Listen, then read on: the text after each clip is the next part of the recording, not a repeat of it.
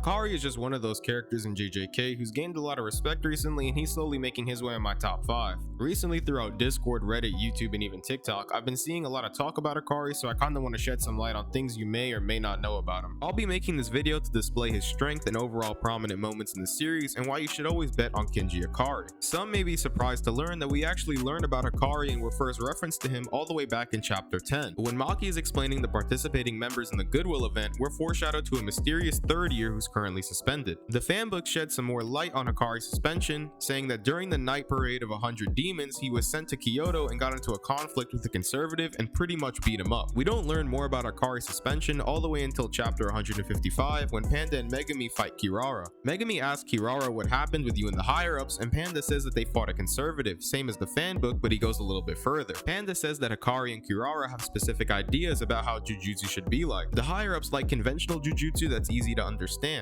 Panda says that over time, technology is blended in with Jujutsu, and when it starts to affect curse techniques, they get upset. Kirara finally speaks up and says Hakari's curse technique is a perfect example. This was just to shed some light about Hakari's suspension, considering it's pretty much all we knew about him for the first 140 chapters. Only a chapter later, when Gojo explains his dream to Ijichi to reset this Jujutsu world, he explains that he'll be able to kill all the people in charge pretty easily, but new people will just take their place and nothing would change. Instead, believing the political route would be better, Gojo decides to foster new allies and develop them into strong sorcerers to help oppose the higher-ups' authority. He says that all of his students are great, especially third year Hakari and second year Yuta Akotsu. This is the first but not the last time Hakari and Yuta are mentioned in the same context. After Toto and Mai show up to the school to scope out the competition for this year's Goodwill event, he encounters Megumi and Obara and explains to Megumi that if he doesn't give a sufficient answer to his question, he'll beat him up and drag out Akotsu, or at least that third year, referring to Hakari. This is all to see if they're worthy replacements for Akotsu. A few chapters later, Gojo is having a talk with the Kyoto school principal. He tells the Kyoto school principal that last night he was attacked by 2 special grade curse spirits, referring to his encounter with Hanami and Jogo. And he says that he bets that there's more out there on that level. He says it's not just the enemies that have grown stronger, but Hakari, Akotsu, and Toto from his school as well. He says the wave of power the higher-ups have been ignoring to maintain their status has gotten huge and it's rapidly approaching, and this new generation of sorcerers won't be limited to special grade. The next time we hear anything about Hakari isn't until after Shibuya, nearly 130 chapters later, when Yuta, Megumi, Maki, Yuki, Yuji, and Choso go to visit Tengen to find out more information about the objective of the Culling games. Tengen asks for 2 bodyguards to protect him from Kenjaku. Yuki and Choso volunteer to stay, making them short-handed on teammates for the Culling games. Maki decides that they need to go get Kinji Hakari, the suspended third year. Yuji asks if he's strong, and Yuta says he's moody, but when he gets worked up, he's stronger than he is. What I had just read was the translation done by Viz Media, but the original kanji translates a little bit differently. Before we continue, let me give a little disclaimer. I'm not a Japanese speaker or translator for JJK, so I highly recommend you do your own research. The kanji says that he's only stronger than Yuta when he's in good form or on a roll. In Weekly Shonen Jump 29, we learned something similar. It explains that Megumi and Yuji head out to go meet up with Hakari and ask him to join the Culling games. We then hear this question about what ability makes him stronger than Yuta when he's on a roll. This translation of the kanji aligns better with the Weekly Shonen Jump interpretation of what Yuta's talking about, making it likely that Viz Media probably mistranslated this statement.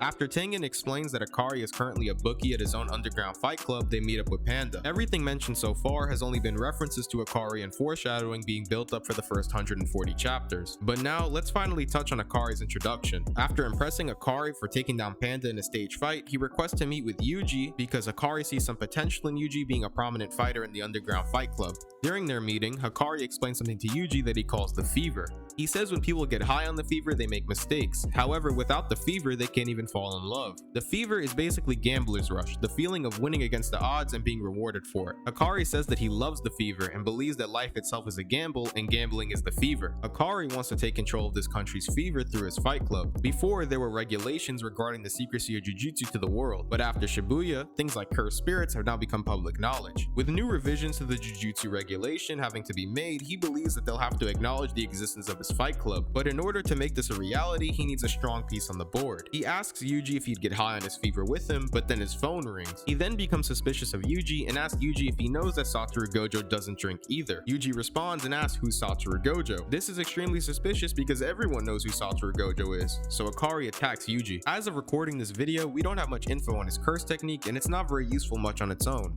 The ability allows him to spawn these train doors which he can close to trap opponents like Yuji. The two begin to brawl and Yuji is thrown out of the room by Hakari and we see him punch Yuji over and over and over again, hand, but Yuji won't even attempt to dodge. Hakari decides that it's time to get serious and his body begins surging with cursed energy. Hakari's cursed energy is visibly spiky, rigid, and overall rough. This is most likely due to his cursed energy trait, and we'll touch back on what that is a little bit later. Yuji begins to convince Hakari to hear him out, and after a few more punches, Yuji's fever begins to burn up. Hakari and Kirara notice this, and Kirara says that she still hates those higher-ups, but Hakari's fever burned the hottest when he was helping people at Jujutsu High. They begin talking to Hakari and Kirara about the current situation, and they explain how Gojo's sealed and everything they know about the Culling games. Hakari explains that this is a deal, not a favor, and if they want his help, they're gonna have to give him something in return. Megami explains that he's the current head of the Zenin clan, and all the changes they want to make regarding the Jujutsu regulation he can back. Hakari agrees, thinking that the head of the Zenin clan backing him is enough to push his agenda. Suddenly, a new rule is added, allowing players to receive information about other players, points, names, etc.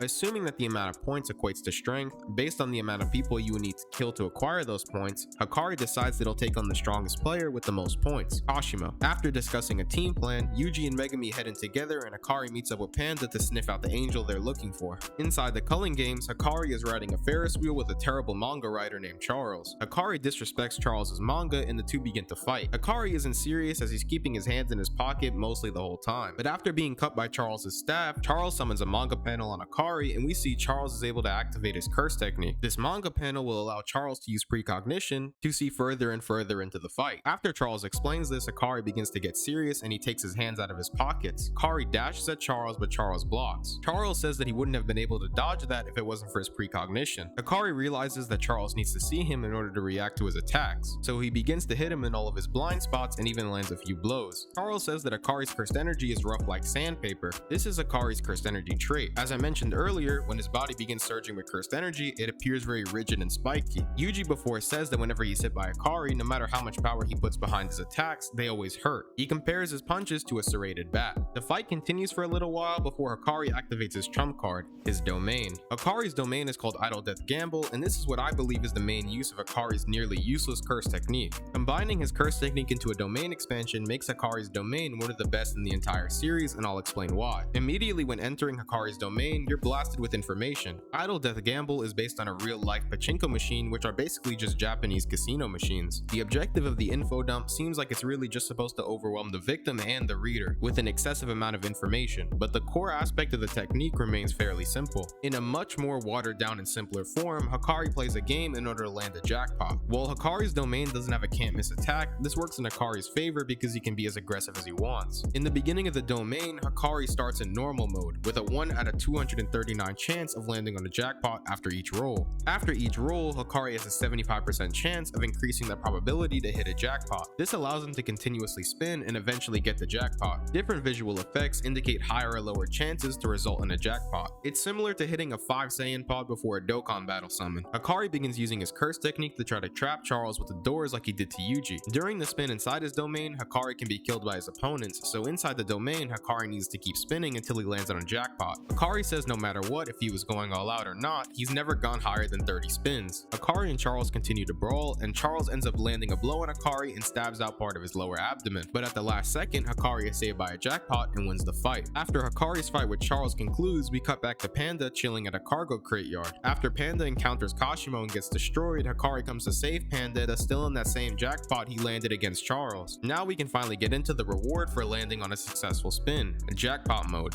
Jackpot mode continues for 4 minutes and 11 seconds and is likely what on a roll means. During this time, Hakari's curse technique replenishes from his domain, and pretty much all sorcerers after using a domain suffer from post-domain expansion effects, like curse technique burnout and burning away a lot of cursed energy. Because of the effects of Jackpot, Hakari can continuously open up domain over and over and over again, making Hakari one of the only people able to open up domain more than once a day aside from Satoru Gojo. Jackpot gives the caster an unlimited bonus of cursed energy, and the amount of cursed energy gained is so insane that Hakari's body begins using reverse curse technique to reflexively stop his body from literally breaking. This results in Hakari being unkillable for the remainder of the round. Hakari and Kashimo begin to battle, and immediately they start getting aggressive. Kashimo, like Hakari, also possesses a cursed technique trait. Kashimo's punches electrify his opponents, and with every punch, he separates cursed energy charges like electricity. He gives his opponents a positive charge while he keeps the negative. The result creates a lightning strike, which is a can't miss attack without the use of domain expansion. But Kashimo's ability barely works on someone like Hakari because of how much cursed energy he can output. Hakari gains a cursed energy bonus and says it's time to fly. When the two begin to scrap, Kashimo says he's totally caving in, but Hakari Hakari lands another punch and sends Kashimo flying, followed by a knee to the gut. Kashimo says that Hakari's not bad and they continue to brawl a little bit more. Kashimo says that he's finally charged up enough and blasts off Hakari's arm. He realizes that this is now the opportunity he needs to end the fight and dashes towards Hakari, who surprisingly is able to counter Kashimo's next attack. And then surprisingly, Hakari is able to regenerate his entire arm. Remember what I said earlier about Jackpot? Reverse curse technique is running constantly so he can heal from any damage he takes. This makes Hakari unkillable for 4 minutes and 11 seconds during the round. As the round ends, Hakari opens another domain and begins to reroll for another Jackpot. Hakari activated his domain in less than 0.2 seconds, even faster than Mahito was in Shibuya.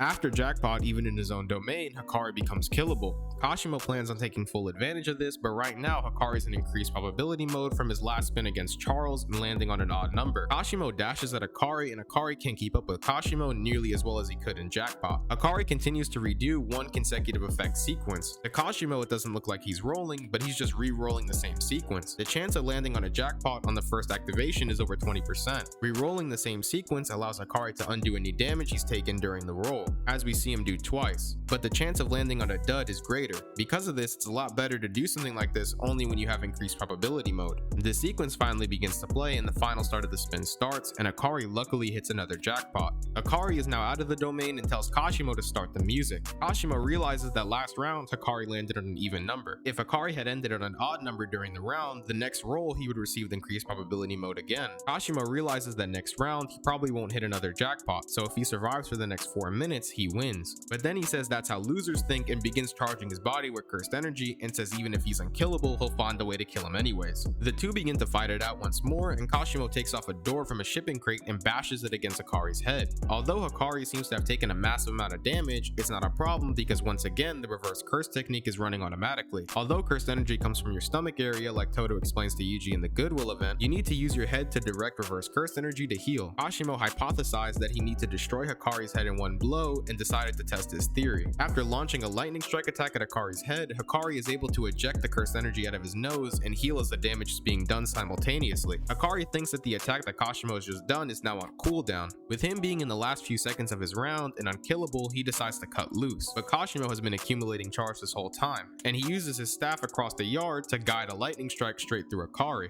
Right as the round ends, after losing nearly half of his stomach, he puts his hands back up to reopen his domain expansion to re-roll. Inside of his domain expansion, he's barely able to stand and begins falling to the ground. Although he didn't get increased probability, he does have faster spins. While the chance of hitting Jackpot is back to 1 out of 239, he can draw extremely fast. And with nothing but sheer luck, Hakari beats the odds and lands on a last minute Jackpot. As Hakari begins to heal inside of his domain, he tells Kashimo that he's never faced death so many times in one day. The domain begins to move at an extremely fast speed, nearly taking Kashimo off his footing. Hakari switches the barrier's coordinates to overseas and dismantled the domain, leaving Kashimo floating in the air. This put Kashimo at an extreme disadvantage and poor position because of his cursed energy trait. Like real electricity, there's no way to shut it off when discharged underwater. Kashimo can either discharge it till he runs out or shut off his cursed energy entirely, but this obviously puts him at an extreme disadvantage. Luckily, cursed spirits arise from the sea and Kashimo gains some footing on dry land above water. Hakari exercises the cursed spirit and Kashimo is forced to jump to the next one. Hakari is able to land a kick and send Kashimo flying straight into the water. Kashimo says he can't take Hakari's kicks without cursed energy, likely to reinforce his body, so now he's forced to discharge all of his cursed energy in the sea.